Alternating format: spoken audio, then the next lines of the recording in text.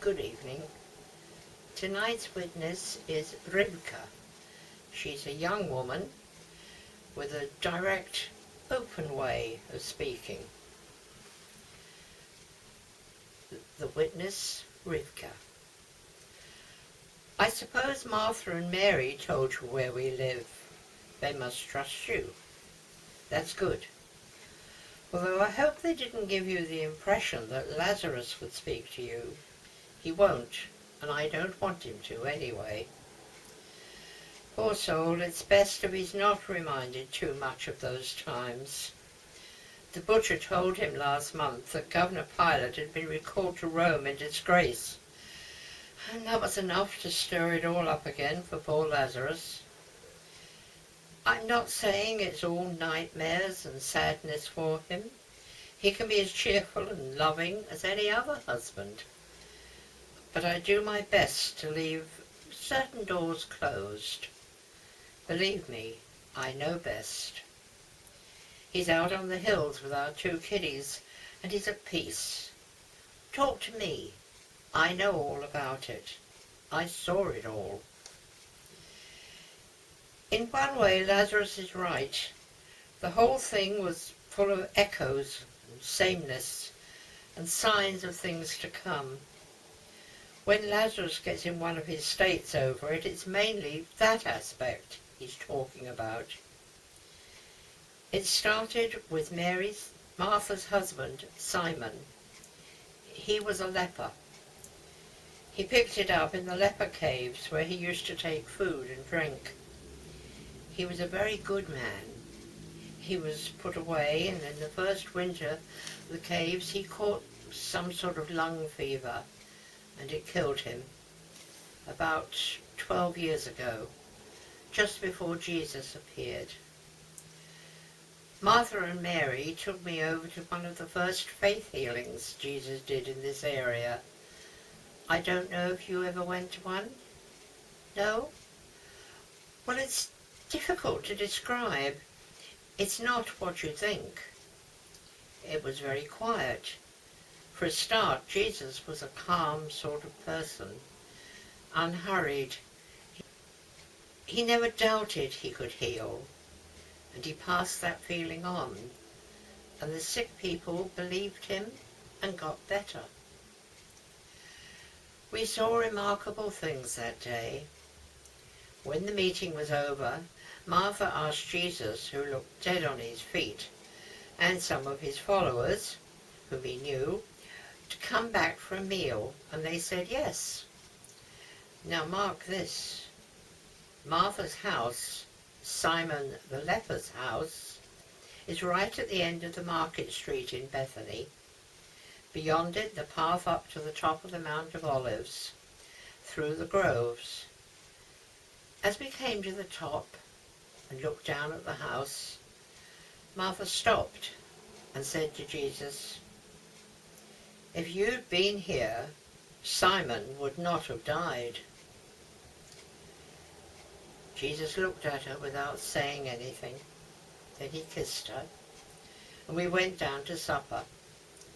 Martha, as usual, fussing and cooking and making everything just so, and Mary just sitting and listening to Jesus.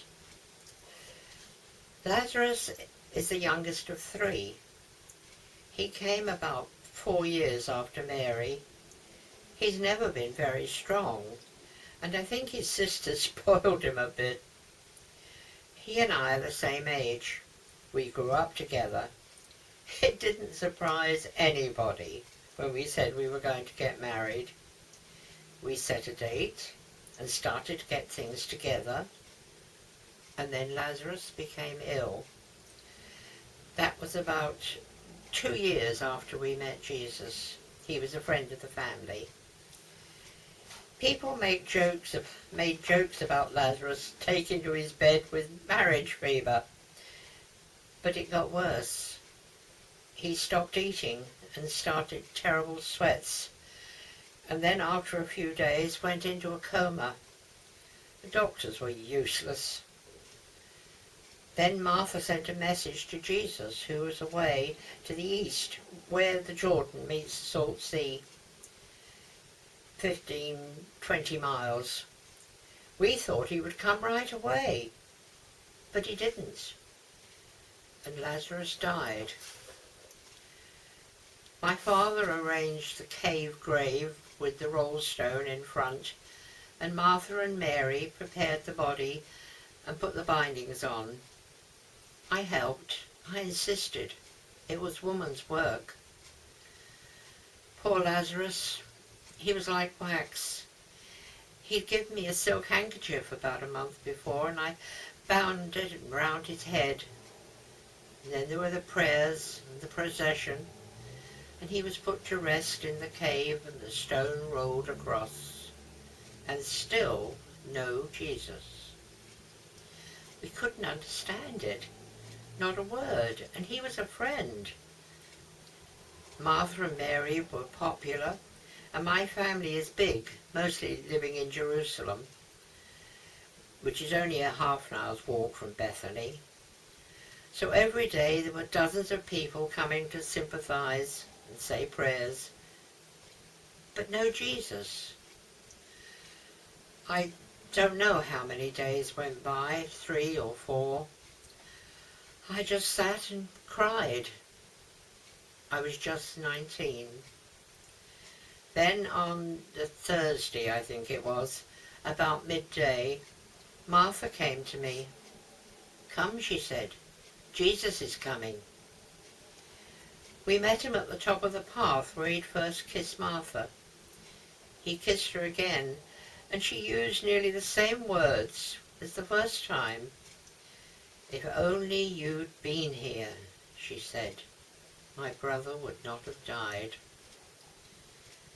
Jesus didn't say much to us, and then told Martha to fetch Mary. He and I stayed up on the hill. Soon Martha came back with Mary, and with them were a lot of friends and relatives who'd been in the house. Mary was in tears, and so was everybody else.